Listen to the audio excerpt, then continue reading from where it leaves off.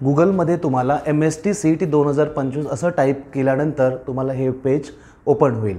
या पेजमध्ये इकडे उजव्या बाजूला दुसरा ऑप्शन सिलेक्ट करून झाल्यानंतर पोर्टल ओपन होईल।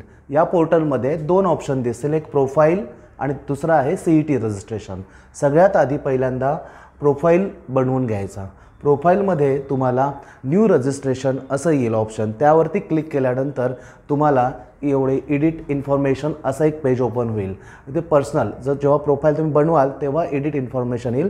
प्रोफाईल बनवण्याच्या आधी तुम्हाला पर्सनल डिटेल इथे ॲड करावं लागेल। ऑलरेडी प्रोफाईल बनवलेला आहे त्यामुळे इथे एडिट इन्फॉर्मेशन असे येते। प्रोफाईल बनवून झाल्यानंतर तुम्ही आपली माहिती एडिट करू शकता, काही चुकलं असेल तर ते पुन्हा दुरुस्त करू शकता। सो पहिल्यांदा पर्सनल डिटेलमध्ये तुमचं नाव, डेट ऑफ बर्थ, तुमचं फादर नेम, इथे मोबाईल नंबर, ईमेल ID आणि मदर नेम इत्यादी डिटेल भरायचे आहेत। त्यानंतर पुढच्या पेजवरती प्रोफाईल एकदा क्रिएट केल्यानंतर प्रोफाईल रजिस्ट्रेशन फॉर्मवरती यायचं आहे। प्रोफाईल क्रिएट केल्यानंतर तुम्हाला एक ईमेल व्हेरिफिकेशन येईल। त्या ईमेल व्हेरिफिकेशनवरती जाऊन त्या लिंकवरती क्लिक करा आणि पुन्हा लॉग इन करा। पुन्हा लॉग इन केल्यानंतर ईमेल व्हेरीफाय होईल आणि पुन्हा तुमचे डिटेल्स तपासून पहा। त्यानंतर दुसरी प्रोसेस आहे MST-CET रजिस्ट्रेशन। एक्झामसाठी तुम्हाला हा फॉर्म भरणे अनिवार्य आहे। सो MST-CET 2025 वरती तुम्ही क्लिक केल्यानंतर तुमच्या लक्षात येईल इथे welcome to online registration for MST-CET 2025 असं पेज ओपन होईल। या पेजमध्ये तुमचे पर्सनल जे काही डिटेल्स आहेत ते तुम्हाला भरायचे आहेत। एकूण 9 स्टेप आहेत। पहिल्या स्टेपमध्ये तुम्हाला इथं ऑलरेडी हा फॉर्म भरून ठेवलेला आहे त्यामुळे इथे कंप्लीट दाखवत आहे। तुमचं जेव्हा फर्स्ट टाईम तुम्ही फॉर्म भराल तेव्हा इथं रेड कलरने टॅब दिसतील आणि त्या रेड कलर याचा अर्थ ते इनकम्प्लीट फॉर्म आहे। पहिल्यांदा तुम्हाला स्टेप 1 मध्ये रजिस्ट्रेशन पर्सनल डिटेल जे की तुमचे कंप्लीट असणार आहे प्रोफाईल बनवल्यानंतर। स्टेप 2 मध्ये डोमेसाइल आणि कॅटेगरी डिटेल्स तुम्हाला भरावे लागतील। या ठिकाणी कुठल्याही प्रकारचे डॉक्युमेंट्स तुम्हाला इथे अपलोड करायचे नाही आहे, ते डॉक्युमेंटचा नंबर फक्त तुम्हाला इथं मेन्शन करायचा आहे। पहिल्यांदा इथे डोमेसाइल स्टेटस तुम्हाला इथं अपडेट करावं लागेल। तुम्ही महाराष्ट्राचे रहिवासी आहात का, त्याला डोमेसाइल सर्टिफिकेट म्हणतो आपण। तर S असेल तर S, नो असेल तर नो लिहा। तुम्ही महाराष्ट्राचे रहिवासी नसाल तर इथे S हा ऑप्शन सिलेक्ट केला आहे। तुमची कॅटेगरी, तुमच्या जातीचं नाव, तिथे प्रमाणपत्र आहे का, इथं 3 ऑप्शन येतात तुम्हाला, available, applied but not received आणि नॉट अप्लाइड। अवेलेबल म्हणजे ऑलरेडी तुमच्याकडे सर्टिफिकेट आहे। दुसरा ऑप्शन आहे अप्लाइड बट नॉट रिसिव्ड, तुम्ही दाखला काढण्यासाठी दिलेला आहे आणि तो यायला थोडा उशीर लागेल। तत्पूर्वी तुम्हाला त्या ऑफिसकडून एक रिसीट मिळालेली असेल, त्या रिसीटचा नंबर, दिनांक आणि त्या रिसीटवरती साईन केलेले अधिकारी जे आहेत त्या अधिकाऱ्याचं डेझिग्नेशन तुम्हाला इथं मेन्शन करावं लागतील। या 3 ते 4 गोष्टी तुम्हाला इथं रिसीट म्हणजे अप्लाइड बट नॉट रिसिव्ड या ऑप्शन क्लिक केल्यानंतर तुम्हाला इथं विचारण्यात येतील। बघा इथं अप्लाइड बट नॉट रिसिव्ड केल्यानंतर कास्ट सर्टिफिकेट रिसीट नंबर विचारतील, म्हणजे ती पावती क्रमांक, जात प्रमाणपत्र अर्ज करण्याची तारीख, तुम्ही कधी अप्लाय केलं आहे ते, आणि तुम्ही दिव्यांग आहात का हे येस ऑर नो हा एक ऑप्शन तुम्हाला इथं दिसेल। जर तुम्ही अवेलेबल ऑप्शन चूज केलात, अवेलेबल ऑप्शनमध्ये तुमचं कास्ट सर्टिफिकेट तुमच्या हातामध्ये असेल, तिथं नंबर असेल, तर बऱ्याचदा काय होतं कास्ट सर्टिफिकेट नंबरमध्ये कोणता नंबर लिहायचा ह्या पालकांना किंवा विद्यार्थ्यांना संभ्रमावस्था निर्माण होते। तर कास्ट सर्टिफिकेट QR कोडच्या खाली एक VC असा एक नंबर असेल किंवा MRC नंबर असेल, आवक जावक क्रमांक असेल, तर बरेच टाईप कास्ट सर्टिफिकेट इश्यू करत असताना वेगवेगळ्या टाईपचे डॉक्युमेंटेड आहेत।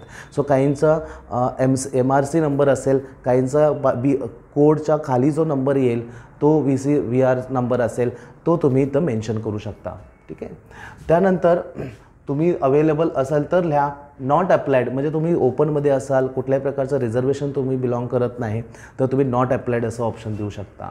Do you belong to minority, minority महाराष्ट्रामध्ये जर हिंदू असाल तर मायनॉरिटी येत नाही, पण मायनॉरिटी जर तुम्ही S केलात तर तुम्हाला ऑप्शन दिसतील कोणकोणते मायनॉरिटीमध्ये येतात। आता इथं नो केलेलं आहे, पण हिंदू, मुस्लिम, ख्रिश्चन, हिंदू मुस्लिम, हिंदूंना महाराष्ट्रामध्ये मायनॉरिटी मानत नाहीत, पण मुस्लिम किंवा ख्रिश्चन तुम्ही असाल तर तुम्ही ती मायनॉरिटी S करू शकता। ऑर्फनेज, तुम्ही अनाथ असाल तर अनाथांना 1% गव्हर्नमेंटने रिझर्वेशन लागू केलेलं आहे, त्यासाठी जर तिथं ऑप्शन आहे तुम्हाला S और नो ऑप्शन।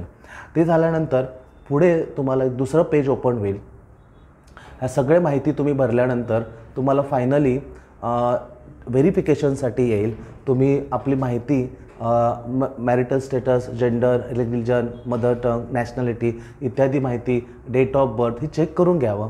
आपला तालुका, ॲड्रेस, डिस्ट्रिक्ट, विलेज, तुमची कास्ट, सबकास्ट या सगळ्या माहिती जी भरलेली आहे, तुमच्या 10वीचे पर्सेंटेज प्रोफाईलमध्ये भरलेलं असेल, फॉर्ममध्ये भरले असेल, ते काळजीपूर्वक तुम्ही चेक करून घ्या.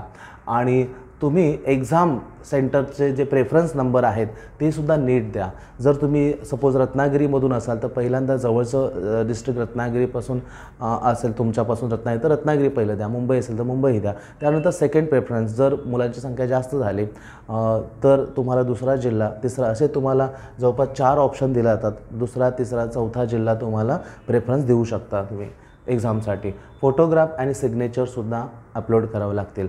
आणि इथं एक आयडेंटिटी प्रूफ म्हणून पॅन कार्ड, आधार कार्ड. सो 12वी झालं, आधार कार्ड तर असेल, पॅन कार्ड क्वचित असेल, पण आधार कार्ड तुम्ही अपलोड करू शकता. त्यानंतर शेवटचा जो ऑप्शन येतो तो पेमेंटचा. जर पेमेंट तुम्ही जर इथे सगळे डॉक्युमेंट व्हेरीफाईड केलात, तुम्ही इथं क्लिक करा. I have read all the options or documents are corrected, uploaded, then proceed for the payment. So are you sure to proceed for the payments? So इथं मी पेमेंट करणार नाही आहे.